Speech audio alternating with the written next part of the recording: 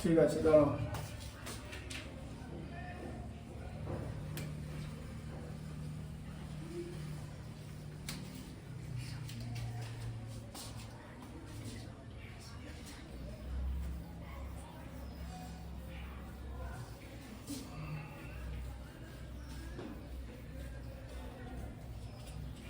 আমরা যে দাঁড়াবো ও মাঠের এখানটা দিয়ে আসবে। জানে তো মাঠের এখানটা আসবে কোনখানটা, তুমি জানো কোথায় আসবে? ও এদিক দিয়ে পড়তে যায় অনসারের কাছে। হ্যাঁ, ওই এই গলিটা না, ওই সামনের গলিটাই যায়। হ্যাঁ, তো অনসারের বাড়ি এই গলিটা পেরিয়ে পরের গলিটা। কিন্তু ও এদিক দিয়ে আসে, মানে মাঠের সামনে দিয়ে আসে, ও নিজেই বুঝতে পারছে না। হ্যাঁ, মালির মাঠের সামনে থেকে দাঁড়ালে ও নিজে বলেছে আর আমার মালির মাঠ দিয়ে দিয়ে চলে যায়। ঠিক হবে। আপনাকে তো চেনো। ঠিক আছে, তাহলে এটা একটু উপপাদ্য বুঝে যাও, সময় নষ্ট হবে তো, দাঁড়াও। ঠিক আছে, আসুক।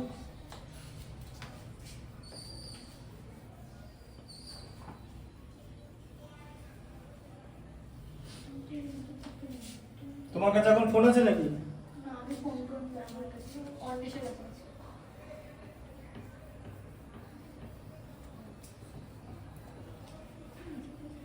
ঠিক আছে, 10 মিনিটস ওয়েট করো।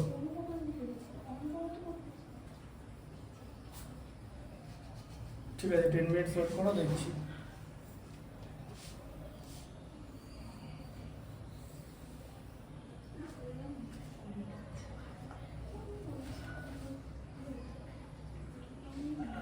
মানে মালির মাঠ জায়গাটা হচ্ছে না তো? হ্যাঁ, ও নিজে বলেছে আমি মালির মাঠের সামনে দিয়ে পড়তে যাই অনসারের কাছে। ঠিক আছে, এটা দেখে নাও, দেখো উপপাদ্য 45। ঠিক আছে,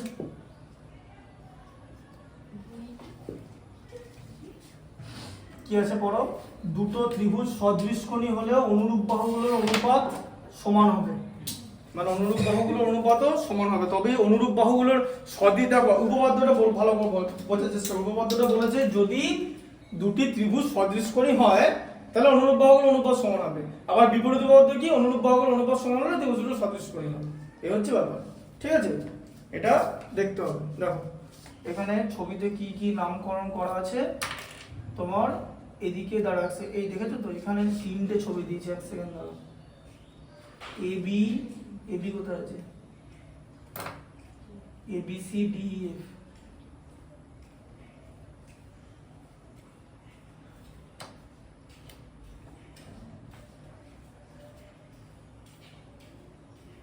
ABC=D। একটা ছবি আঁকলেই হয়ে যাবে। C=F।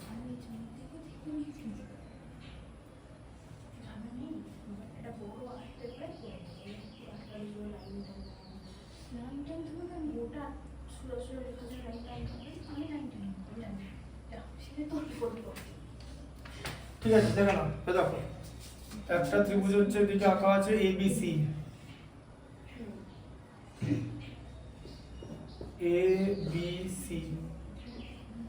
ঠিক আছে, আর একটা ত্রিভুজ হচ্ছে DEF।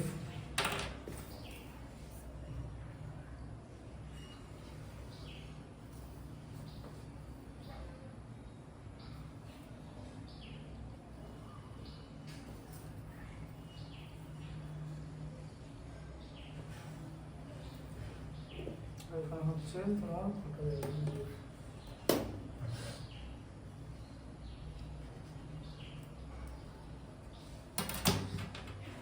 দেখো DEF, ঠিক আছে, আর তার সঙ্গে হচ্ছে PQ। আচ্ছা, এবার ভালো করে বোঝো লেখাটা কি আছে, ভালো করে দেখো। ABC আর DEF দুটি সদৃশকোণী ত্রিভুজ। এই যে এই পার্টটা হচ্ছে সদৃশকোণী, এটা আগে থেকে বলা আছে। ঠিক আছে, সদৃশকোণী ত্রিভুজ। তাহলে অর্থাৎ A=D, তাহলে প্রথমে অ্যাঙ্গেল A = অ্যাঙ্গেল D, এটা লিখে নাও। অ্যাঙ্গেল A মানে কোণ A = কোণ D। ঠিক আছে, আচ্ছা, কোণ B = কোণ E, কোণ B = কোণ E, আর কোণ C = কি হবে? কোণ F, তাই তো? তবে এরা সদৃশকোণী হবে, ইকুয়াল টু হলেই সদৃশকোণী হবে। ঠিক আছে, আচ্ছা, প্রমাণ করতে হবে AB/DE। ঠিক আছে, এবার হচ্ছে এবি বাই ডি, মানে যদি দুটো ত্রিভুজ সদৃশকোণী হয় তাহলে তাদের বাহুগুলো সমান অনুপাতে থাকবে। তাহলে তোমার কি প্রমাণ করতে হবে? এবি, এই যে এবির সঙ্গে ডি এর যা অনুপাত, ঠিক আছে, এসির সঙ্গে ডিএফ এরও তাই অনুপাত হবে, এসি বাই ডিএফ।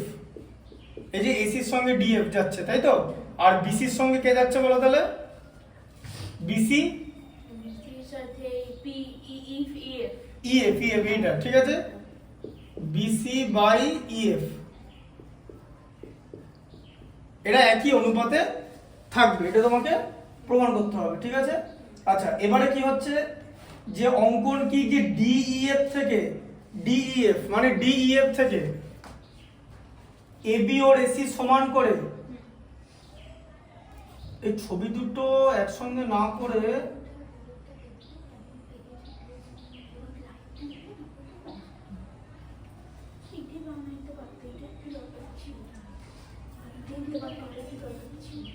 কি বলো, কি বলছো? দেখো এইসব এই প্রজেক্ট গুলোই ফালতু, এইসব না করে 5টা অঙ্ক দিয়ে তো, হ্যাঁ, দরকার পড়লে 5টা হাইট ইন্ডেক্স দিতে পারতো, ট্রাইগোনোমেট্রি ডিফিকাল্ট অঙ্ক বোর্ডে পড়িয়ে দিতাম, লিখে নিয়ে চলে যেতে, ঠিক আছে, সেও ভালো। এইসব এই বানানো অনেক ঝামেলার জিনিস, আমাদের আগের বারও এর থেকে অঙ্ক করার অনেক সুবিধা। এবারই মডেল দিয়েছে। আচ্ছা, এবার দেখে নাও যে দেখো ডিএফ থেকে এবি এবং এসির সমান করে, দেখো এবি আর এসি, ঠিক আছে, এই দুটো সমান করে বর্ধিত এটা আঁকা হয়েছে, ঠিক আছে। ডিই থেকে ডি বা বর্ধিত ডি থেকে ডিএফ বা বর্ধিত ডিএফ থেকে ডিপি আর ডিকিউ অংশ কেটে নিলাম, ঠিক আছে। এই যে ডিপি মানে এটাকে এরকম বাড়িয়ে নেওয়া হয়েছে, বুঝতে পেরেছো, যে এই এবি সমান করে এটাকে বাড়ানো হয়েছে, ঠিক আছে। এটা হচ্ছে তোমার ছবি, কারণ দুটো ত্রিভুজকে তুমি একই জায়গার মধ্যে রাখতে পারবে না, দুটো ত্রিভুজ আলাদা, ঠিক আছে, দুটো সদৃশকোণী ত্রিভুজ আলাদা, এখানে তো ত্রিভুজ আঁকা সম্ভব না, ঠিক আছে। এই পার্টটার সঙ্গে এই পার্টটার একদম কোণ সমান, মানে এই কোণটা এই কোণটা এই কোণটা এই কোণটা আর সি কোণ এফ কোণ সমান, তো আঁকাটা হচ্ছে এবার এটাকে নিয়ে আঁকা হচ্ছে, কেন?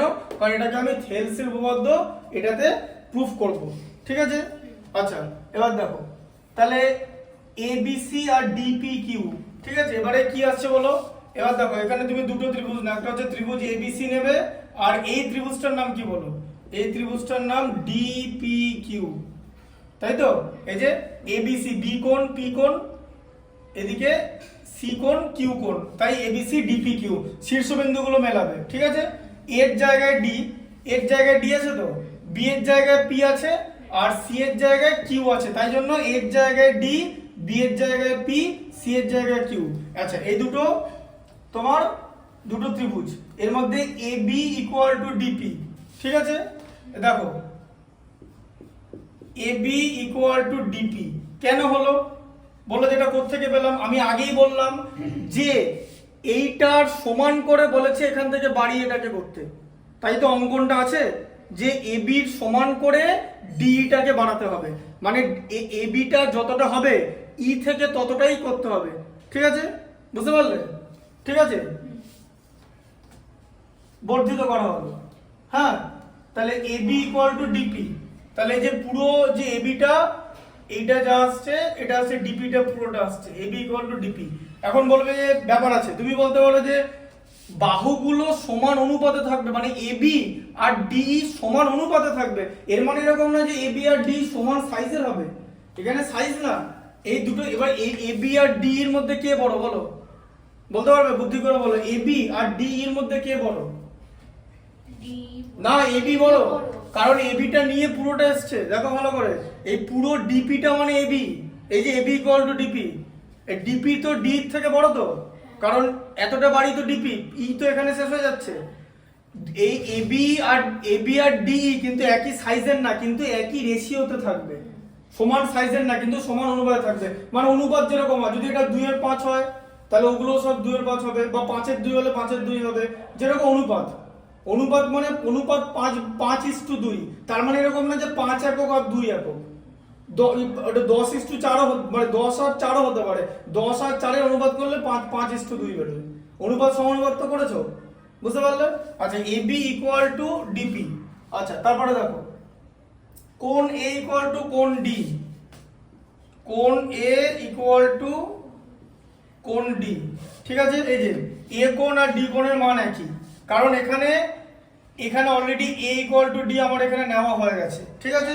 আচ্ছা তারপরে আছে AC equal to D Q, ঠিক আছে? AC equal to D Q, এই যে এসিটা আর এই পুরো ডি কিউটা সমান, ঠিক আছে? এটা দিয়েছে। এরপর তাহলে তুমি কি করতে পারবে, যে এই যে দুটো ত্রিভুজ, এই দুটো ত্রিভুজকে সর্বসম করবে, তাই তো? তাহলে এখন আমরা লিখতে পারি যে ত্রিভুজের সর্বসমতা, আমি আগের দিন সর্বসমতা করেছিলাম, এই যে এটা হচ্ছে সর্বসমতার চিহ্ন। এবার সর্বসমতা কি? সর্বসমতা হচ্ছে কি, যে দুটো বাহু একটা কোণ, তাই তো? দুটো বাহু একটা কোণ হচ্ছে সমান, বুঝতে পারলে? আচ্ছা দুটো বাহু মানে কি, এই বাহুটার সঙ্গে এই বাহুটা নিয়েছি আর এই বাহুটার সঙ্গে এই বাহুটা নিয়েছি, মানে দুটো বাহুর মাঝে কোণটা আছে, তো মানে বাহু কোণ বাহু, মনে পড়ছে? তাহলে বাহু ইংরেজি কি? সাইড, এস এ এস, এটা লিখতেই হবে, বাহু কোণ বাহু বা এস এস লিখবে, ঠিক আছে? এস এ এস সর্বসমতা, ঠিক আছে? দুটো বাহুর মাঝে কোণ, তাহলে এরা হচ্ছে সর্বসম হয়ে গেল। এবার যখন তুমি সর্বসম পাবে তখন তুমি কি পাবে, এবার দেখো angle B equal to angle P পেয়ে যাবে, এই যে এবার তুমি angle B equal to angle P পেয়ে যাবে। এটাকে কি বলে জানো? এটাকে ইংলিশে বলা হচ্ছে সিপিসিটি। পরীক্ষায় কি লিখবে, যে সর্বসম ত্রিভুজের অনুরূপ অংশ, ঠিক আছে? অনুরূপ অংশ মানে corresponding part of congruent triangles, বোঝা গেল? এই যে কারেসপন্ডিং পার্ট, ঠিক আছে? এটাকে বলা হচ্ছে সর্বসম ত্রিভুজের অনুরূপ অংশ, ঠিক আছে? কারণ এই দুটো অ্যাঙ্গেল এবারে তোমার সমান হয়ে গেল, যে angle B equal to angle P সমান হয়ে গেল, ঠিক আছে? আচ্ছা এরপর দেখো আবার বি ইকুয়াল টু ই দেওয়া আছে, দেখেছো? আবার বি ইকুয়াল টু ইও দেওয়া আছে, আবার বি ইকুয়াল টু ই দেওয়া আছে, তাই তো? এ দেখো বি আর ই তো সমান, এই যে এটা দেওয়া ছিল তো, তাহলে বি আর ই সমান, আবার বলছে বি আর পি সমান, তার মানে কি বোঝা গেল, যে পি আর ই সমান, হ্যাঁ না? তাহলে এখানে কি হচ্ছে, angle P equal to angle E, ঠিক আছে? তাহলে এই যে P, angle P R angle E সমান, হ্যাঁ এটাকে এই দুটো সমান হয়ে গেল। তাহলে কিন্তু এখানে বিরাট একটা হিন্ট দেওয়া আছে, সমান হয়ে যাওয়া মানে কিন্তু অনুরূপ কোণ। অনুরূপ কোণ কখন হয়, যখন সমান্তরাল সরলরেখা ছেদক অঙ্কন করা হয়, তবে অনুরূপ কোণ। এইটা যদি এটার সঙ্গে সমান হয়ে যায় না, তাহলে কিন্তু তুমি এখান থেকে এবার তুমি যদি এখানে যদি একবার লিখে দাও যে অনুরূপ কোণ সমান, মানে তো অনুরূপ কোণ তো সমান হবে। এবার যখনই আমি দেখতে পাচ্ছি যেটা অনুরূপ কোণ হচ্ছে, অনুরূপ কোণ হলেই কিন্তু তোমার এটা লিখতে পারবে, দেখবে এখানে অনুরূপ কোণ লেখা আছে, ব্যাস অনুরূপ কোণ হলেই এই যে পি কিউ সমান্তরাল ইএফ লেখা যেতে পারে, তাই তো? পি কিউ সমান্তরাল ইএফ, অনুরূপ কোণ মানেই তো সমান্তরাল হবে, কারণ সমান্তরাল যদি না হতো তাহলে অনুরূপ কোণ হতো না, অনুরূপ কোণ হওয়া মানে সমান্তরাল, তাহলে এটা সমান্তরাল হচ্ছে।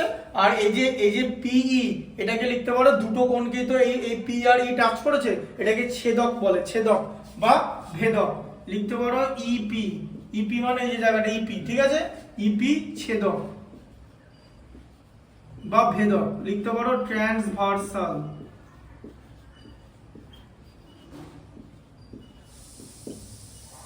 ঠিক আছে? ট্রান্সভার্সাল, ঠিক আছে? ছেদক হয়ে গেল এটা। আচ্ছা এরপর দেখো, এবার থেলসের উপপাদ্য থেকে আমরা কি পাচ্ছি বলো? থেলসের উপপাদ্য থেকে আমরা কি পাচ্ছি, যে ডিপি বাই ডিই, এই যে ডিপি বাই ডিই, এবার দেখো থেলসের উপপাদ্য থেকে কি পাচ্ছি বলো?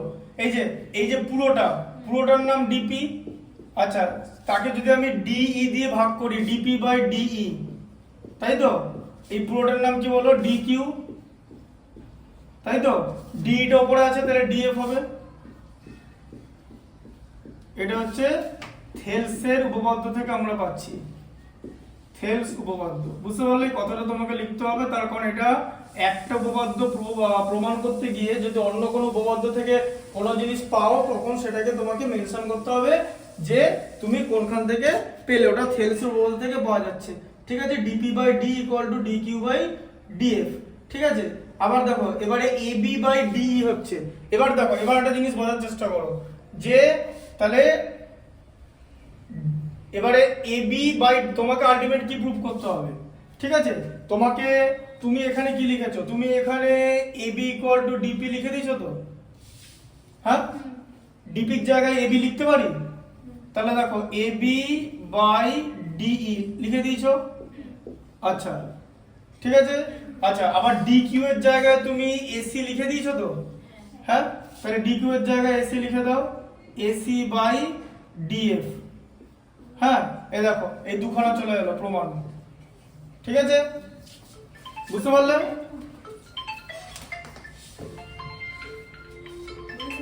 হ্যাঁ বলুন, হ্যাঁ বলুন। আচ্ছা আচ্ছা ঠিক আছে ঠিক আছে, হ্যাঁ আচ্ছা ঠিক আছে, হ্যাঁ যাও। একজন যাবে, দুজন না। কত এক্সাইটেড তুমি জানো? তোমার সাইকেল আছে তো, ও সাইকেল নিয়ে আসেন। তুমি তো বললে প্রথমে, বলে তুমি যাবে, না না আমি যাবো।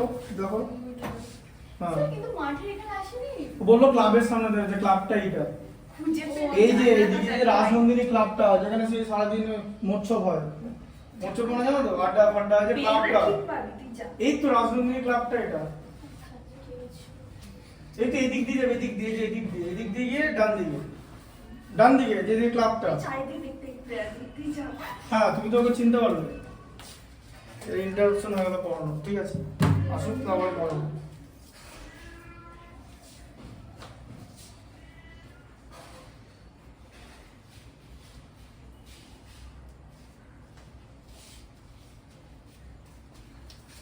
এটা দেখো ভালো করে বোঝো, প্রুফ করার জন্য শোনো, এখন বলবে জিওমেট্রি না মানে জ্যামিতি প্রুফ করার জন্য জিনিসটা করা হচ্ছে। এই যে একটা জিনিস বোঝার চেষ্টা করো, আঁকাটা বোঝো সবার আগে। বলছি এইটার যা সাইজ ছিল মানে এবি, এখান থেকে একই জিনিস করা হলো, ঠিক আছে?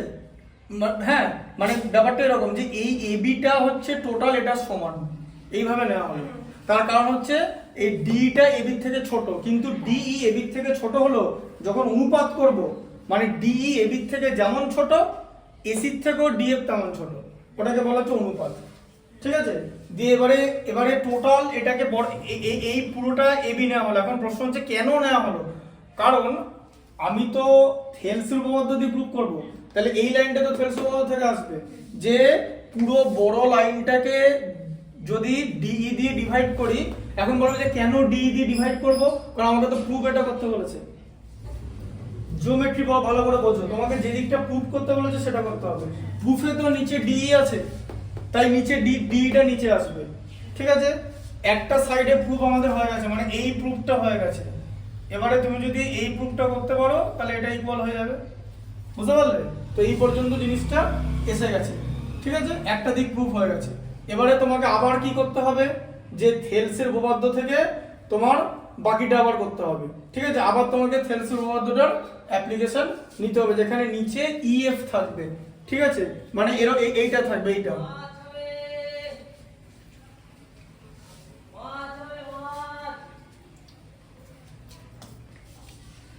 আসুক দাও, নাহলে ইন্টারাপশন হয়ে যাবে।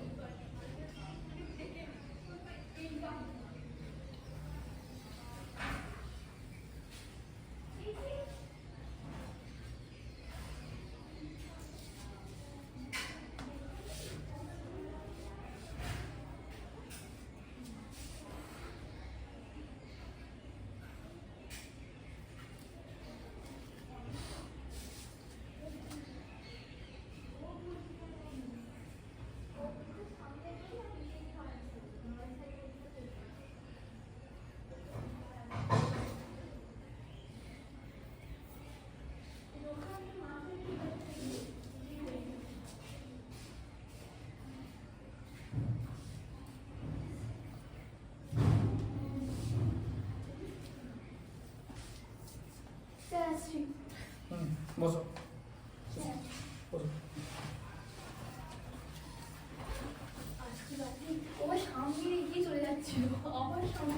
এই যে ক্লাবটা আছে, ক্লাবটাকে বলা হচ্ছে রাজনন্দিনী ক্লাব। তুমি তো বললে ওই অনসের কাছে ওইটা হচ্ছে পাশের গলি, আর এদিক দিয়ে যাওয়া যায় রাস্তার উপরে। এটা হচ্ছে রাজনন্দিনী ক্লাবের কথা কেন বললাম? বিকজ রাজনন্দিনী ক্লাবটা সবাই চেনে। ঠিক আছে, ওর যে কোনো লোক একটা লোকেশন দেখাতে হবে, তো তুমি যদি বলো যে এই বাড়িটা ওই বাড়িটা, ওরকম লোকে চিনতে পারবে না, সবাই তো সবকিছু জানে না।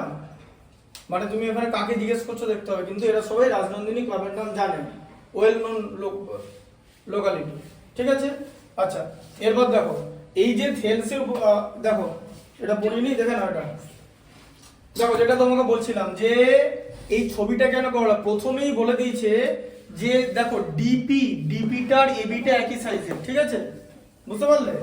এবার অনুরূপ ভাবে এবার এই যে উপপাদ্যটা যেরকম আছে একটা দিক এসে গেছে, তুমি এবারে অনুরূপ ভাবে লিখতে পারো যে AB by DE equal to BC by EF, ঠিক আছে, কারণ তুমি উপপাদ্যের একটা অংশ করে ফেলেছো, ঠিক আছে। এইটা থেকে এটা প্রুফ করা যায়, তাহলে তিনটি প্রুফ হয়ে গেল যে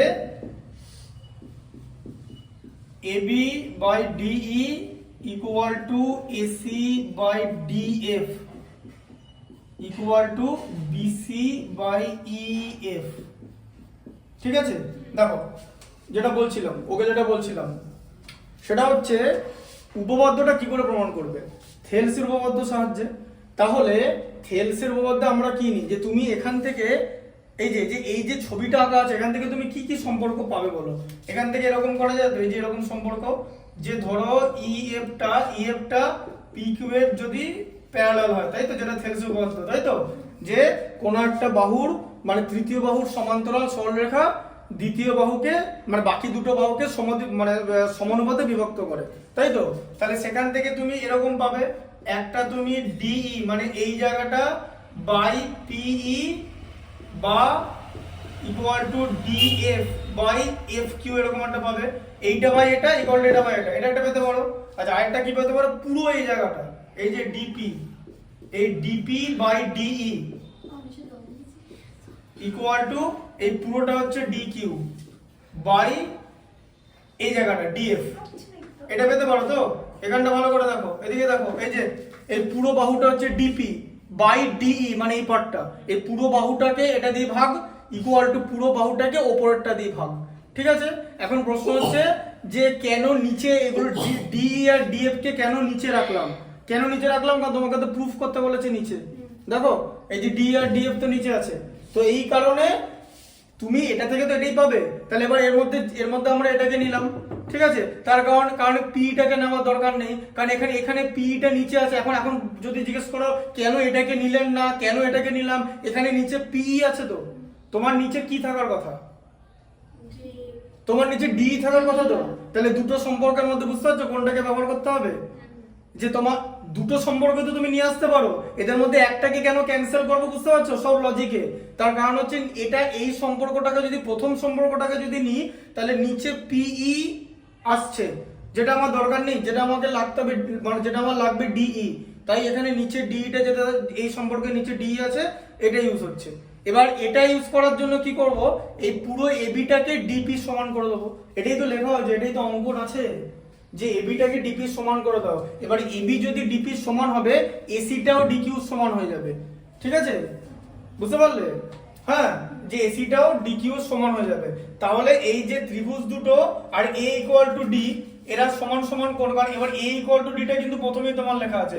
তাহলে আমি যদি এই দুটো ত্রিভুজকে সর্বসম করতে পারি আমি বি ইকুয়াল টু ই এইটা করে দেবো। এখন প্রশ্ন হচ্ছে কেন এটা করবো, এটা আমি কোথা থেকে পাবো, এটা তো আমি এখান থেকে পাবো না, সর্বসম ত্রিভুজের অনুরূপ অংশ হিসেবে পাবো, ঠিক আছে। এবার এটা অনুরূপ কোণ বেরিয়ে গেল তো, হ্যাঁ, তাহলে অনুরূপ কোণ, এবার অনুরূপ কোণ কথার মানেই তাই যে দুটো কোণ তখন অনুরূপ হবে যখন এই দুটো সরলরেখা হবে, ব্যাস। এবার এই দুটো সরলরেখা তো আমি প্রুফ করলাম, এই সরলরেখাটা তুমি যদি প্রুফ না করো, যতক্ষণ না প্রুফ করছো ততক্ষণ থেলসের উপপাদ্য ব্যবহার করতে পারবে না। কারণ আমি তোমাকে আগেই বলেছি যে এইটা যদি প্যারালাল হয় তবেই এগুলো ব্যবহার করা যাবে। এবার আমরা এটা প্যারালাল করেছি তো, এই যে পিকিউ প্যারালাল ইএফ করেছি তো, তাহলে বুঝতে পারছো থেলসের উপপাদ্যটা তোমাকে যদি প্রুফ করতে হয় তাহলে ওটা যে প্যারালাল সেটা তোমাকে প্রুফ করতে হবে। কারণ প্যারালাল প্রুফ মানে তুমি যদি সমান্তরাল না প্রমাণ করতে পারো তাহলে তুমি থেলসের উপপাদ্যটা ব্যবহার করতে পারবে না। তাই সমান্তরাল প্রমাণ করার জন্যই আমরা অনুরূপ কোণগুলোকে সমান করলাম, তাই তো। আর তার সঙ্গে একটা ছেদক থাকবে, কারণ ছেদক মানে দুটো কোণকেই যে টাচ করেছে মানে ছেদ করেছে। তাই অনুরূপ কোণ প্রমাণ করার পর আমরা প্রমাণ করলাম যে এটা সমান্তরাল, আর সমান্তরাল প্রমাণ করার পরেই তুমি থেলসের উপপাদ্যটা ব্যবহার করতে পারবে। কারণ থেলসের উপপাদ্য অনুসারে যদি সমান্তরাল হয় তাহলে সমানুপাতে বিভক্ত করে, মানে যদি এটা হয় তাহলে এটা হবে। এবার এটাকে আমি ইউজ করে দেবো এখানে, ঠিক আছে, এই ডিপির জায়গায় আমি এবি লিখে দেবো, ব্যাস বাকিটা তোমার হয়ে গেল। অনুরূপভাবে বাকিটা চলে আসবে, একটা অংশ চলে আসছে। তো এই ছিল হচ্ছে উপপাদ্যটা, বুঝতে পারলে? হ্যাঁ, বাকি অংশটা চলে আসবে, এই যে এই পার্টটা চলে এলো। ঠিক আছে, কারণ তুমি একটা পার্ট করে দিলে, যেখানটা লিখবে যে অনুরূপভাবে, এখানটা তুমি অনুরূপভাবে লিখে দেবে।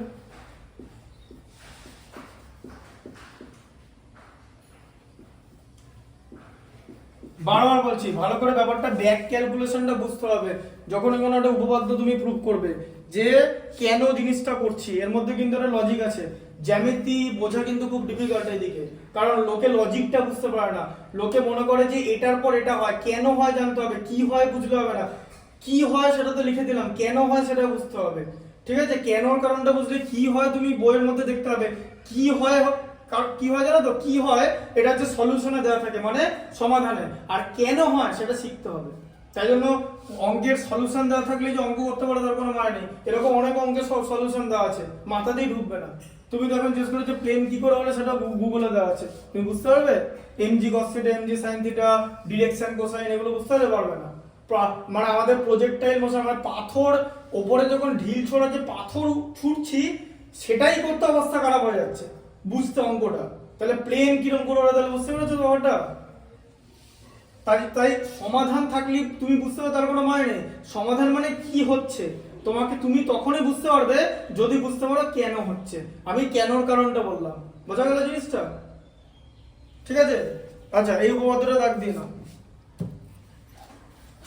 এই তোমাদের তুমি সেমি স্কুল তো, মানে তাহলে হ্যাঁ, আচ্ছা বেস স্কুল। তোমাদের সিলেবাস দিয়ে দিয়েছে, পরীক্ষা কবে হবে? এখন রুটিন দেয়নি। আমাদের মোটামুটি অনেকটাই হয়ে গেছে। জানুয়ারি মাস থেকে পড়াচ্ছি, তখন আর এপিসোড 134। এবারে হয়ে গেছে বলতে পেছনের পাতার যে চ্যাপ্টারগুলো আছে না অঙ্কের বইয়ের, যে দেখো তোমার যে টেক্সট বই, যে পেছনের পাতার যে চ্যাপ্টারগুলো, সেই পেছনের পাতাগুলো শুধু বাকি আছে এরকম। ঠিক আছে, তুমি একটা কাজ করবে, তোমার যে চ্যাপ্টারগুলো হয়ে গেছে, বুঝতে পারলে, সেই চ্যাপ্টারগুলো থেকে কোনো অঙ্ক যদি বুঝতে না পারো সেটা আমাকে বলবে, ঠিক আছে? ওটা তখন আমি করিয়ে দেবো। আর আরেকটা যেটা জিনিস করতে হবে সেটা হচ্ছে, ওই এখানে অঙ্ক বোঝানো হয়, তারপর আমি ওটা হোয়াটসঅ্যাপে দিয়ে দিই, মানে পিডিএফ করে, পিডিএফ জানো তো, পিডিএফ করে দিয়ে দিই, ঠিক আছে? সেটা নিতে হবে, সেখান থেকে তুমি বাড়িতে অঙ্কটা খাতায় লিখে আনবে। যেমন ওরা ওটা লিখলো না, কারণ ওটা ওর খাতায় করা আছে। এই যে বোর্ডে যেটা বোঝালাম এটা কিন্তু লেখেনি, কারণ খাতায় লেখা আছে আগে থেকে, বুঝতে পারলে? পিডিএফ দেওয়া হয়, ঠিক আছে? মানে এখন যেটা বোঝাবো, এখন ব্যাপারটা হচ্ছে এরকমই জিনিস, যেটা এটা মানে সেই সিনেমার মাঝখানে হয়ে গেছে। তুমি এখন আর বুঝতে পারবে না যে গল্প আগে কোথায় কোথায় কি হয়েছে। এই চ্যাপ্টারটা তাই সদৃশ্যতা, ঠিক আছে? এই চ্যাপ্টারটা আবার যখন রিভিশন হবে তখন তোমাকে বুঝতে হবে। দেখো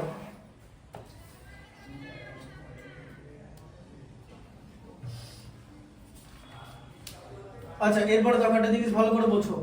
এই প্রয়োগ 11টা দেখো, দাগ দিয়ে নাও। উপপাদ্য 45 দাগ দিয়েছো, ব্যাস, ঠিক আছে? আর উপপাদ্য 46 যেটা আছে ওটা প্রমাণ মূল্যায়নের অন্তর্ভুক্ত না, শুধু। আর ধর্মটা আমি আগেই বলে দিয়েছি, যে সদৃশ কোণী হলে অনুরূপ বাহুগুলো সমানুপাতে থাকবে, শুনছো? ওই 45 নম্বর উপপাদ্যটা কি আছে, বলছে সদৃশ কোণী হলে 45 নম্বর উপপাদ্যটা আবার দেখো, 45 উপপাদ্যটা কি লেখা আছে, যে সদৃশ কোণী হলে অনুরূপ বাহুগুলো সমানুপাতে থাকবে, লেখা আছে তো। আচ্ছা 46টা কি লেখা আছে, যে অনুরূপ বাহুগুলো সমানুপাতে থাকলে সদৃশ কোণী হবে, তাই লেখা আছে তো। হ্যাঁ, বুঝতে পারলে? এটা হচ্ছে ধর্মটা, যেটা আমি আগেই তোমাকে রিপিট করে দিলাম, ঠিক আছে? হ্যাঁ, এই উপপাদ্যটা পরে বোঝানো আমার দরকার পড়লে, এটা পরীক্ষায় দেবে না, কারণ এই উপপাদ্যের যে প্রমাণ সেটা মূল্যায়নের অন্তর্ভুক্ত না। কিন্তু এই উপপাদ্যটা কেন জেনে রাখা দরকার, কারণ উপপাদ্যের যে ধর্মটা সেটা যাতে তুমি এক্সট্রা মানে প্রয়োগে ব্যবহার করতে পারো, ঠিক আছে? প্রয়োগ 11 নম্বরটা দেখো।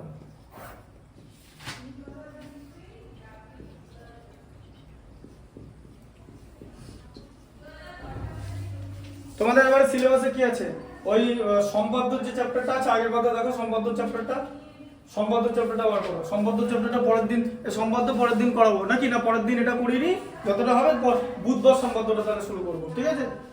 বুধবার সম্পাদ্যটা শুরু করব। আর আগে যেটা জিনিস বলছি সেটা হচ্ছে বুধবার পড়ানো হয়নি, ঠিক আছে? আজকে তো শুক্রবার, হ্যাঁ আজকে শুক্রবার, বুধবার পড়ানো, রবিবার সকালবেলা আসতে পারবে? না শনিবার? শনিবার কাল হ্যাঁ শনিবার, কালকে আসতে পারবে? কালকে আসতে পারবে না, পড়া আছে। কত থেকে তাহলে একটা ডেট করতে হবে, কমন ডেট। মঙ্গলবার ছুটি আছে? মঙ্গলবার আমাদের পড়া হ্যাঁ মঙ্গলবার তো আমাদের পড়া আছে। 3 দিনই পড়া আছে। সোমবার কালকে সোমবারে কি আছে? সোমবার কিছু নেই। বিকেলে সারাদিন সোমবার তো আছে। বিকেলে সারাদিন ফাঁকা আছে। তো বিকেল সোমবার আমার বিকেলে 7টা থেকে। সকালে সকালে তো এখানেই সকালে তো এখানে আছে তো, যা বাবা ও তো ফিজিক্যাল সায়েন্স পড়ে। একটু আগে থেকে মানে 6:30 সাড়ে ছটা থেকে মানে সাড়ে ছটা থেকে অঙ্কটা শুরু করার পর সকালবেলা আসতে পারবে 7:30 থেকে? ঠিক আছে, ছেড়ে দাও, 7টা থেকে এসো, 7টা থেকে স্টার্ট করবো। হ্যাঁ 7টা থেকে স্টার্ট করবো, ঠিক আছে, ওটা করিয়ে দেবো। 7টা থেকে 8টা পর্যন্ত হচ্ছে এটা করাবো, মানে এটা আবার বুধবারও করানো হবে, তাহলে আরেকটা এগিয়ে থাকবে, মানে বুধবার হচ্ছে এটা শুরু করব, ঠিক আছে। হ্যাঁ ওই সম্পাদ্যটা আছে তো সিলেবাসে, এবারে সম্পাদ্য চ্যাপ্টার দুটো আছে তো, হ্যাঁ ওই দুটো চ্যাপ্টার বাদ আছে এই পাতায়, ঠিক আছে। দেখো আচ্ছা, প্রয়োগ 11টা বার করো, কি লেখা আছে দেখো, পড়ো। নিচের কোন ত্রিভুজ জোড়া সদৃশ, ঠিক আছে, দেখো ভালো করে। এখানে প্রথমে একটা ত্রিভুজ আছে, এরকম দেখতে আছে, ঠিক আছে। আচ্ছা দেখো, এটা আছে 110 ডিগ্রি, ঠিক আছে। আচ্ছা ওটা 40 ওদিকটা, আর এটা 30। হ্যাঁ 30ই হওয়ার কথা, তিনটে মিলে 180 করতে হবে, ঠিক আছে। এ বি সি আছে, এই ত্রিভুজটাকে কি ত্রিভুজ বলে জানো? ত্রিভুজটাকে কি ত্রিভুজ বলে এটা বলে দিই। কোন ত্রিভুজের এই কোণটা 110 ডিগ্রি মানে 90 ডিগ্রির থেকে বেশি, ঠিক আছে, 90 ডিগ্রির থেকে বেশি কোণকে বলে স্থূলকোণ বাংলায়, আর ইংলিশে বলা হচ্ছে অবটিউজ অ্যাঙ্গেল। তাহলে যে ত্রিভুজের একটা কোণ স্থূলকোণ তাকে স্থূলকোণী ত্রিভুজ বলে। একটা ত্রিভুজে একটা কোণই স্থূলকোণ হতে পারে, দুটো কোনোদিন হতে পারে না, কারণ যদি মিনিমাম 91 হতে হবে তো দুটো 91 করলে তো 182 হয়ে গেল, যোগ করে 180 ছাড়িয়ে যাচ্ছে তো। ত্রিভুজের তিনটে কোণের সমষ্টি 180 হতে হবে, ওর কম হলে হবে না বেশি হলে হবে না, এক্সাক্ট 180। তাহলে এটাকে কি বলে? স্থূলকোণী ত্রিভুজ, কারণ এই কোণটা হচ্ছে স্থূলকোণ, ঠিক আছে, বুঝতে পারলে? স্থূলকোণী ত্রিভুজ বলে, ভালো করে মনে রাখবে, এগুলো শুনতে হবে ভালো করে। আচ্ছা তারপরে যে পি কিউ আর আছে দেখি,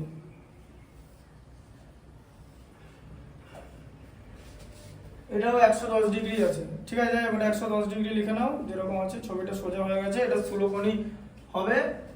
পি আর ছবিতে কিছু যা আসে না, আর এখানে পি তে আছে হচ্ছে তোমার 30 ডিগ্রি, ঠিক আছে, আর এখানে আর এর মান আছে 40 ডিগ্রি, পি আর এখানে হচ্ছে কিউ, ঠিক আছে। এবার ভালো করে দেখো, বলেছে যে এরা সদৃশকোণী কিনা। এবারে তুমি যদি ত্রিভুজের ধর্মগুলো দেখো, এখানে কোণ সি আর কোণ পি সমান, দেখো, ঠিক আছে, কোণ সি আর কোণ, দেখো শোনো, এটা শুনে নাও, এটা এমন কোনো ব্যাপার না, মানে সদৃশতা কিছুই বুঝতে পারবে না এরকম ব্যাপার না। সদৃশকোণী কথার মানে কি, যে একটা ত্রিভুজের তিনটে কোণ যদি আরেকটা ত্রিভুজের তিনটে কোণের সমান হয় তবে আমরা তাকে বলবো সদৃশকোণী, ঠিক আছে, সদৃশকোণী, যে কোনো অ্যাঙ্গেল সমান হলেই হবে। এখানে কোণ পি 30 ডিগ্রি, তো এবার তাহলে ওখানে খুঁজতে হবে যে এই ত্রিভুজে কে 30 ডিগ্রি, সি, কোণ সি, ঠিক আছে, 30 ডিগ্রি হয়ে গেল।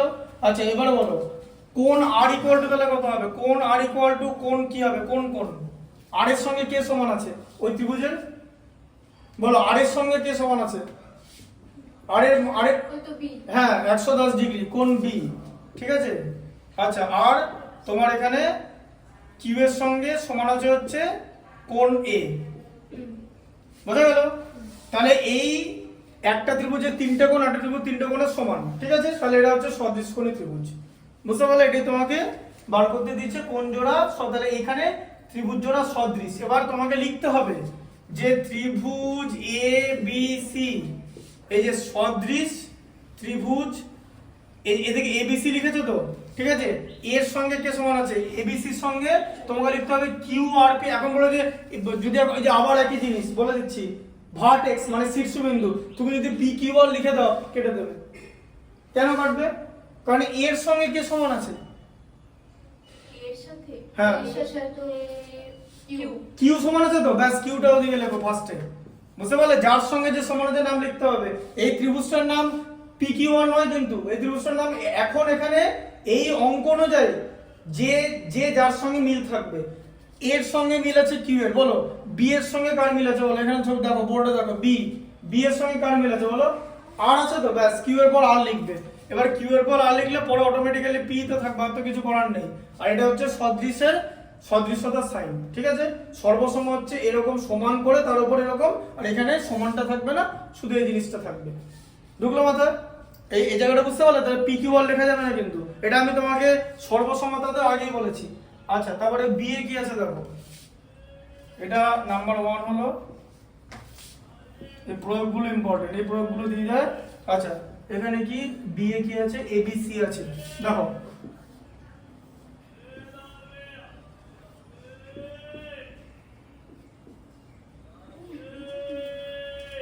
তোমার হোয়াটসঅ্যাপ আছে তো, ফরওয়ার্ড করে দিতে পারো, পিডিএফ গুলো ফরওয়ার্ড করে দিই। ফরওয়ার্ড।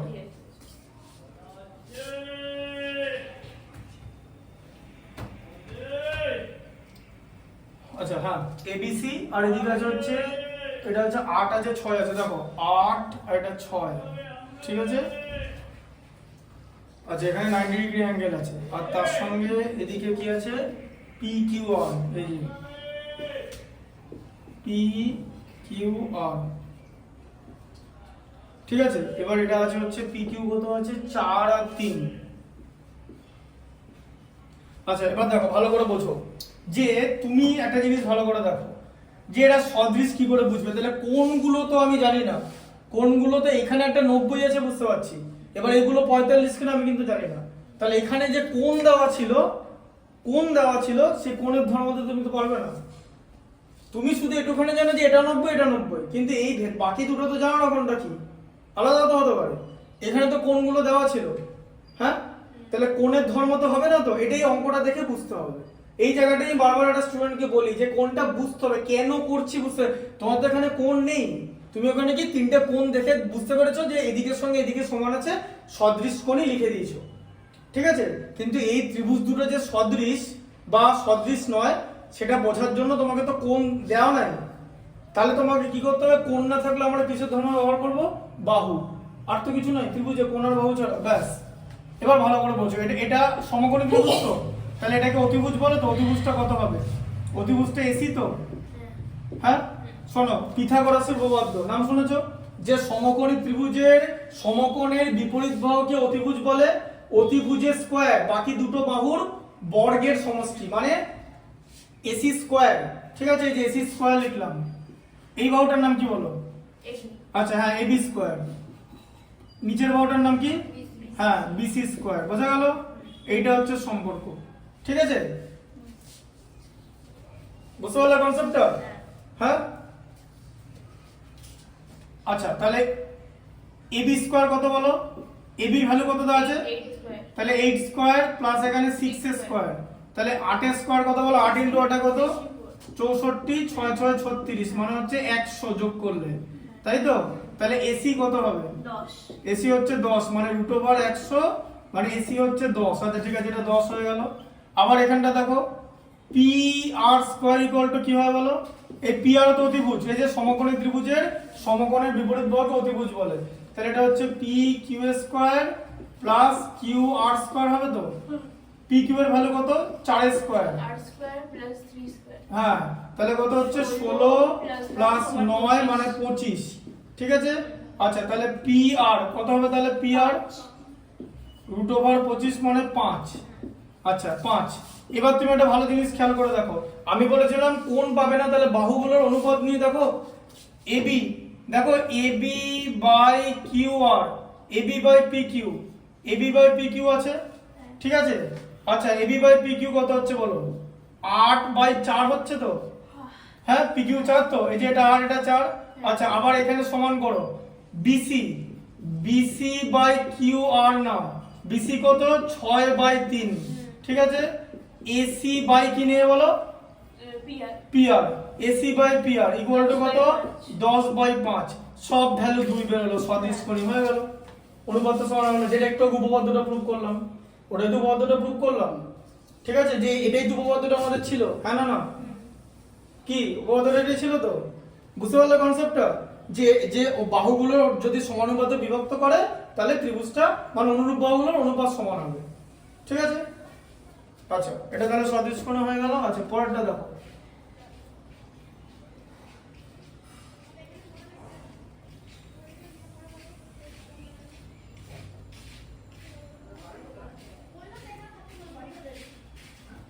তিনেরটা দেখো কি আছে।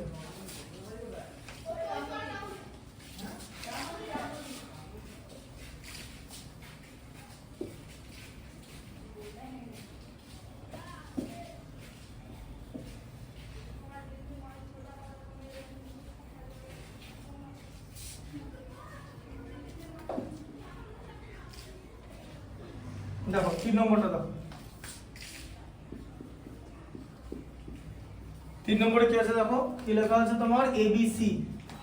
দেখো বইতে আছে তো 3 নম্বরটা, উপরের কোণটা আছে হচ্ছে এ, এতে কত আছে বলো 65 ডিগ্রি, আর এখানে বিসি, এই এবি কত আছে, এবি আছে 10। হ্যাঁ এই সবই একক হয়, সেন্টিমিটার বা ইউনিট। আর এটা হচ্ছে এসি হচ্ছে 8। আর আরেকটা ত্রিভুজ কি দেওয়া আছে, পিকিউআর। পিটা 65, হ্যাঁ পিটা 65, 3.5 একক, আর পিয়ারটা 5 একক। পিকিউটা কত আছে 3.5,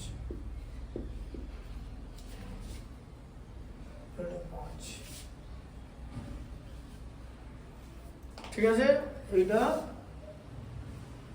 দেওয়া আছে।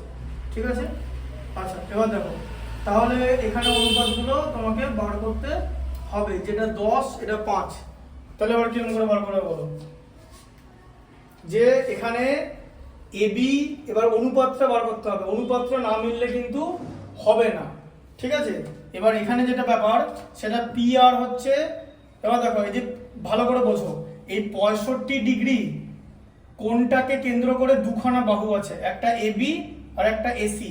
ঠিক আছে, আবার এখানেও তাই 65 ডিগ্রি কোণটাকে কেন্দ্র করে দুটো বাহু আছে।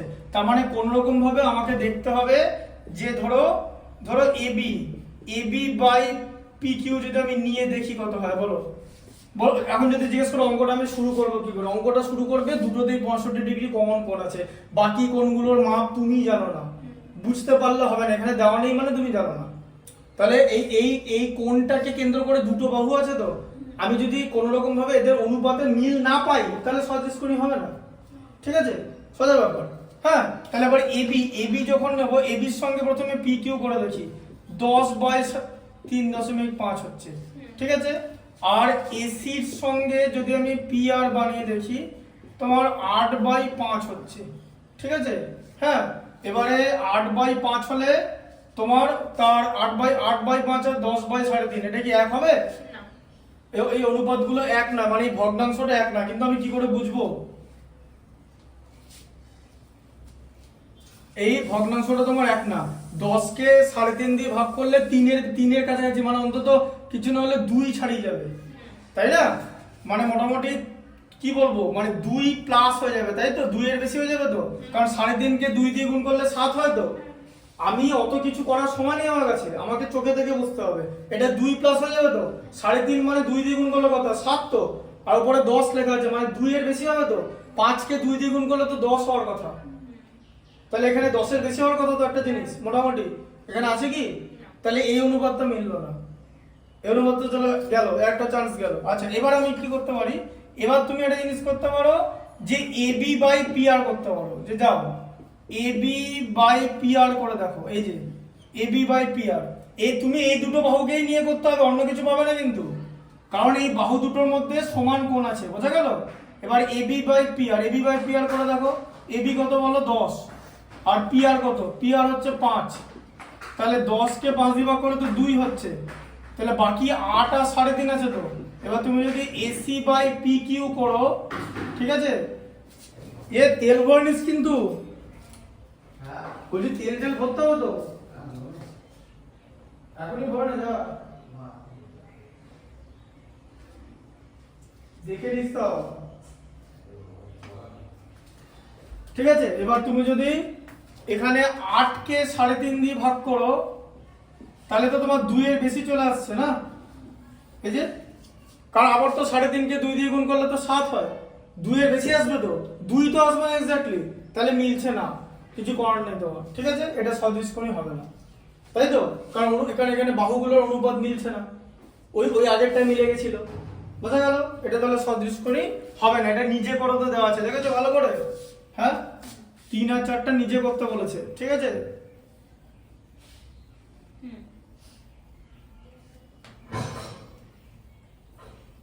একই ত্রিভুজের দুটো বাহুকে ভাগ করে দিও না, এদিক থেকে ওই উপরে একটা ত্রিভুজের একটা বাহু নেবে আর একটা ত্রিভুজের একটা বাহু নেবে, সেটাকে অনুপাত করা বলে, বুঝতে পারলে ব্যাপারটা? এটা তুমি অতটা ভালো বুঝতে পারবে না, যখন এর পরের চ্যাপ্টার গুলো বোঝাবো তখন ভালো করে শুনতে হবে, কারণ এটা সিনেমা এগিয়ে গেছে, এটা সেই বাংলা সিনেমার মতো না, ওই একই রকম জিনিস, ওই দেবের যে বাংলা সিনেমাগুলো সাউথ থেকে ঝাড়া, ঠিক আছে, সেরকম সিনেমা না, সাউথ থেকে কপি করে ওই কম পয়সার কপিরাইট কিনে কিনে সিনেমা বানিয়ে লাভ ভালোই করছে, ওইগুলো আমি দেখতে চাই না। না এখানে অনেকেরই দেবকে ভালো লাগে, ওয়েস্ট বেঙ্গলে প্রচুর ফলোয়ার আছে।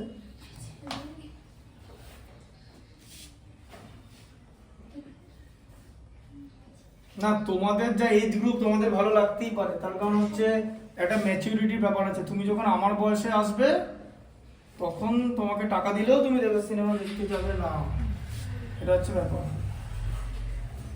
যদি কেউ একটু ভালো ওই সল্টেড চিজি পপকর্ন খাওয়ায় তাহলে আমি দেখতে গেলে, আমার যদি বলে যে আমার কাছে 300 টাকার পপকর্ন খাবে সিনেমা দেখতে গেলে, আমি পুরো খাওয়ার জন্য যেতাম, কেউ যদি গিফট করে তবে, এটা হচ্ছে ব্যাপার।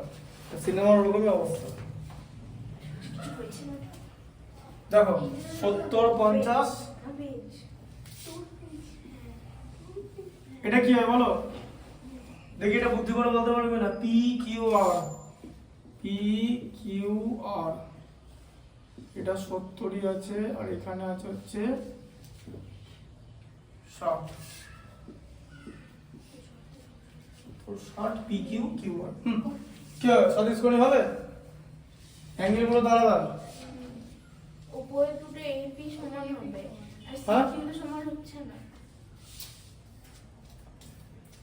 আবার বুদ্ধি করে দেখো, তোমার কাছে দুটো কোণ আছে তো, তুমি বাহুতে যাচ্ছ কেন? তোমাকে আমি হিন্ট দিচ্ছি, আগের ম্যাথসে হিন্ট দিলাম তো, যে ওই একই কোণ থেকে দুটো করে বাহু বেরোচ্ছিল, উপরে দুটোই 65 ডিগ্রি কোণ ছিল, হ্যাঁ, তাই দুটো বাহুর মধ্যে সম্পর্ক করলাম, দেখলাম মিলল না, অনুপাত ক্যান্সেল। এখানে দুটো কোণ দেওয়া আছে তো, তুমি একটা বুদ্ধি করে বলতে, একটা ত্রিভুজে দুটো কোণ যদি দেওয়া থাকে তার আরেকটা কোণ বের করা না কি খুব সমস্যা হবে কি? 3টে কোণের যোগফল কত হবে? হ্যাঁ 180 হবে তো, এটা কত 70 আছে তো, 50 আছে, যোগ করলে কত হয়? 120। হ্যাঁ, আর তাহলে এটা কত হবে? 120 আর 80 60। 60, আবার এটা যদি 60 হয় তাহলে এটা 50, হলো সদৃশকোণী, হ্যাঁ হয়ে গেছে তো? দেখো এবার ঠিক। এবার বুঝতে পারলে? তাহলে তোমাকে কোণগুলো বার করে দেবো, তাহলে দুটো কোণ দেওয়া আছে, একটা কোণ বার করা না কোনো ব্যাপার? দুটো বাহু থাকলে আরেকটা বাহু বার করা যাবে না, প্রেডিক্ট করা যাবে। এখন বলবে যে কি করে প্রেডিক্ট করা যাবে, বুঝিয়ে দিচ্ছি। ধরো এরকম একটা বাহু আছে, ধরো এরকম একটা ত্রিভুজ আছে, এটাকে ভালো করে বোঝো। এখন বলবে যে স্যার যদি দুটো বাহু দেওয়া থাকে আরেকটা বাহু কি জানা যাবে? না, জানা যাবে না, কিন্তু কতটা হতে পারে সেটা জানা যাবে, এক্সাক্ট জানা যাবে না, কতটা হতে পারে সেটা জানা যাবে, কিন্তু এখানে এক্সাক্ট জানা যাবে, কারণ 3টে কোণ মিলে তো 180 বানাবে, কিন্তু 3টে বাহু মিলে যে এটাই বানাবে তার তো কোনো মানে নেই, বাহু তো যা খুশি হতে পারে, কোণ তো 180 বেশি হবে না, তাই দুটো কোণ দেওয়া থাকলে আরেকটা কোণ বার করা খুব সোজা, 180 থেকে মাইনাস করে দেবে দুটো কোণের যোগফল, ঠিক আছে? কিন্তু ভালো করে বলছো, ধরো এটা একটা বাহু আছে এ বি, এটা জেনে রাখো এ বি সি, ধরো আমি এটা 5 লিখলাম, এটা 6 লিখলাম, তাহলে এটা কত হবে? 5 আর 6 যোগ করে 11 হয়, জানো তো? এটা 11 থেকে ছোট হতে হবে, এই যে 11 থেকে যেন ছোট হয়, এখন হচ্ছে 11 থেকে কত ছোট, এটা যদি 8 হয় কোনো অসুবিধা নেই, 9 হয় কোনো, 10 হলেও কোনো অসুবিধা নেই, এটা 11 থেকে ছোট হবে। তো এখন বলেছে কেন 11 থেকে ছোট হতে হবে? কারণ প্রথম দিন সদৃশ্যতা পড়াতে গিয়ে বলেছিলাম ত্রিভুজের যে কোনো দুটো বাহুর সমষ্টি তৃতীয় বাহু অপেক্ষা বৃহত্তর, বলেছিলাম এটা ত্রিভুজের যে কোনো, এটা শুনে রাখবে বলে, এটা তোমার না শেখার কিছু নেই, ঠিক আছে? আমি সিলেক্টিভলি দেখিয়ে দিচ্ছি, হ্যাঁ আমাদের তো আমি হচ্ছে টেকনিক্যালি পড়াই, তাই কেউ যদি মানে কোনো পেশেন্ট এরকম আছে যে সারা শরীরে অপারেশন করতে হবে, তখন দেখতে হবে যে ইমিডিয়েট কি করতে হবে। এটা হচ্ছে ঠিক তাই, যে তুমি সব বুঝতে পারবে না, কিন্তু কোনগুলো বুঝতে পারবে সেটা আমাকে বুঝতে হবে। কেসটা বুঝতে পারলে? সব বুঝতে পারবে না, কারণ এখন থেলসের মধ্যে আমাদের কর্ণ হয়ে গেছে। থেলসের উপপাদ্য অনেক ঝামেলার জিনিস, এটা কিছুই না, এটা হচ্ছে ত্রিভুজের যে কোনো দুটো বাহুর যোগফল। এই যে কোনো দুটো বাহুর যোগফল তৃতীয় বাহু অপেক্ষা বৃহত্তর হতে হবে, সমান হলে হবে না, মানে বৃহত্তর হতে হবে। তাহলে বোঝার চেষ্টা করো, এটা যদি 12 হয়ে যেত তাহলে তো হতো না, কনসেপ্টটা হতো না, হতো কি 5 আর 6 যোগ করতে 11, তাহলে তো বেড়ে গেল। তো এই যোগফলের থেকে তো তৃতীয় বাহুটা বড় হয়ে গেল, যোগফলের থেকে তৃতীয় বাহুটা ছোট হতে হবে। ঠিক আছে, বুঝতে পারলে? যোগফলের থেকে তৃতীয় বাহুটাকে ছোট হতে হবে, তাহলে এটা 11 থেকে ছোট হলো। আচ্ছা, এবারে 11 থেকে ছোট হলো, হ্যাঁ ঠিক আছে, আর 11 থেকে ছোট হবে, আর কার থেকে বেশি হবে? যদি এখন একটা কথা বলি যে ধরো এবার 11 থেকে তো ছোট হবে, তাহলে কত ছোট হবে? 1 সেন্টিমিটার হতে পারে কি? 1 হবে না, কারণ এটা যদি এরকম 1 হতো তাহলে 5 আর 1 যোগ করে তো 6 হয়ে যেত, তাই না? তাহলে এটা যোগ করে তো এটা হয়ে যেত, তাহলে এটাও তো হচ্ছে না। বলেছিলাম না, ত্রিভুজের যে কোনো দুটো বাহুর যোগফল তৃতীয় বাহু অবশ্যই বড় হতে হবে, বড় মানে এটা 1 এর বেশি হতে হবে, মানে এটা মিনিমাম 2 হবে, মিনিমাম মানে এটা মিনিমাম 2 হবে, আর ম্যাক্সিমাম 10 হবে, এর বেশি যাবে না, 2 থেকে 10 এর মধ্যে যে কোনো একটা হবে। এটা মিনিমাম 2 হতে হবে, কারণ মিনিমাম যদি 2 হয়, দেখো এদিকে 5 আছে, 2 আছে, 6 আছে, তিনটে সম্পর্ক দেখো, 5 আর 6 যোগ করে 11, 2 এর থেকে বেশি, 6 আর 2 যোগ করে 8, 5 এর থেকে বেশি, ঠিক আছে, হ্যাঁ, আর 2 আর 5 যোগ করে 7, 6 এর থেকে বেশি হয়েছে, এটার থেকে বেশি, মিললো সম্পর্কটা। আর এটা তো আগেই মিলিয়ে দিয়েছিলাম, এটা 10টাই আগে মিলিয়ে দিয়েছিলাম, তাই তো? এটা যদি 10 হয়, ঠিক আছে, ধরো এরকম আছে, এই যে 5, 10, 6, তাই তো? দেখো 5 আর 6 যোগ করে 11, 10 এর থেকে বেশি। আচ্ছা, 10 আর 6 যোগ করে 16, 5 এর থেকে বেশি। 5 আর 10 যোগ করে 15, 6 এর থেকে বেশি। বোঝা গেল সম্পর্কটা? 11 বলে তো সমান হয়ে যাচ্ছে, তাহলে মিনিমাম আর ম্যাক্সিমাম বলে একটা ব্যাপার আছে, এটাই তোমাকে বোঝালাম, ঠিক আছে? এবার মিনিমাম আর ম্যাক্সিমামটা পাবে কখন? যে মিনিমামটা পাবে কোথা থেকে? এই বড় বাহুটা থেকে ছোট বাহুটা বাদ দিতে হবে, তার থেকে বড় হতে হবে। 6 থেকে 5 বাদ দিয়ে 1 এলো, একটা এমনি আসেনি, আমি মনে মনে বার করে নিই। একটা হচ্ছে দুটো বাহু দেওয়া থাকবে, তো বড় বাহুটা থেকে ছোটটা বাদ দিতে হবে। 6 থেকে 5 বাদ দিলে 1 হয়, 1 এর বেশি হবে, মানে বিয়োগ ফলের বেশি হবে। এই যে বিয়োগ ফল 5 - 6 হতে পারে না, কারণ এখানে ঋণাত্মক হয় না, ঠিক আছে? বিয়োগ ফলের বেশি হবে, আর যোগ ফলের থেকে কি হবে? কম হবে, ঠিক আছে? যোগফল 11, তার থেকে কম হবে, বুঝতে পারলে? কারণ যোগফলের থেকে বেড়ে গেলে হবে না। এটা কিন্তু ত্রিভুজের একটা গুরুত্বপূর্ণ ধর্ম, হ্যাঁ, অত্যন্ত গুরুত্বপূর্ণ ধর্ম, ঠিক আছে? আচ্ছা, তাহলে সদৃশ্যতার এই প্রয়োগটা হয়ে গেল, এটা দাগ দিয়ে নাও। তাহলে তুমি বইটা এটা দাগ দিয়ে দিতে পারো, সদৃশ্যতা বার করেছো, চ্যাপ্টারটা বার করো না, ওই যে প্রয়োগটা দাগ দিয়ে দাও, যে প্রয়োগটা হয়ে গেল, প্রয়োগ, হ্যাঁ, প্রয়োগ কত নম্বর? 11 নম্বর হলো, তাই তো? নিতে কখন আসবে বলেছে? 9:30 সময় বলেছি, স্কুল আছে।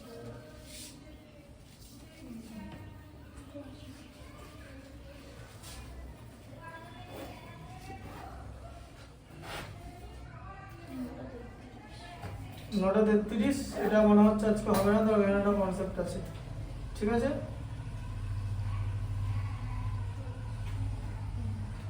এটা এসছে, হ্যাঁ ঠিক আছে, থাকুক আজকে। তুমি, হ্যাঁ, তাহলে কি কি ডেটটা হলো জানো? সোমবার, তাই তো? সোমবার হচ্ছে 7টার সময় আসবে, ঠিক আছে? সোমবার তুমি 7টার সময় আসবে, 7টার সময় এসে 7টা থেকে ধরো আমি মোটামুটি ওই 8টার সময় ছেড়ে দেবো, কারণ আমি তারপরে ভৌত বিজ্ঞান পড়াবো, ঠিক আছে? পরের দিন কিন্তু ভৌত বিজ্ঞানের সব থেকে ইম্পর্টেন্ট চ্যাপ্টার চলতরি, হ্যাঁ, ভালো করে শিখতে হবে জিনিসগুলো, বুঝতে পারলে? হ্যাঁ, চলতরিতে সিস্টেম কি জানো তো? ভোল্টেজ, ঠিক আছে, অ্যাম্পিয়ারকে বলে যে তাড়াতাড়ি চলে গেছে, বুঝতে পারলে? এই যে, ঠিক আছে, অ্যাম্পিয়ার মানে জানো তো? হ্যাঁ, এদিকে দেখো, ভোল্টেজ মানে ভোল্টেজ অ্যাম্পিয়ারকে বলে তাড়াতাড়ি চলে যেতে। অ্যাম্পিয়ার মানে হচ্ছে Q = IT, ঠিক আছে? হ্যাঁ, মানে অ্যাম্পিয়ার মানে ইলেকট্রনের স্রোত, অ্যাম্পিয়ারকে তাড়াতাড়ি চলে যেতে বলে। এবার অ্যাম্পিয়ার যদি বেশি জোরে চলে যায় তাহলে শর্ট সার্কিট হয়ে যাবে, ওই জন্য ওহম বলেছে অ্যাম্পিয়ারকে এরকম চেপে ধরে রাখে, এটা হচ্ছে ওহম। এটা হচ্ছে ইলেকট্রিসিটি ইন এ নাটসেল, ঠিক আছে? এগুলো সব ভালো করে ডিটেলসে পড়ানো হবে। আর তুমি ওই সদৃশ্যতা চ্যাপ্টারটা ওর কাছ থেকে তুমি ওটা তোমরা দুজনের মধ্যে কেউ ওটা ইয়ে করে দিও, ফরওয়ার্ড করে দিও, ঠিক আছে? হ্যাঁ, সোমবার আসবে হচ্ছে 7টার সময়, ঠিক আছে? সোমবার 7টা থেকে শুরু করে দেবো। 7টা থেকে আগে সদৃশ্যটা পড়াবো, তারপরে বুধবার আমি ওটা আবার ওই সম্পাদ্যটা পড়াবো, ঠিক আছে? সম্পাদ্যটা শেষ করার পর টাইম থাকলে সম্পাদ্যটা পড়ে দেবো দুটো, বুধ আর শুক্রবারে সম্পাদ্য দুটো হয়ে যাবে, তাহলে সিলেবাসটা কমপ্লিট হয়ে যাবে, ঠিক আছে?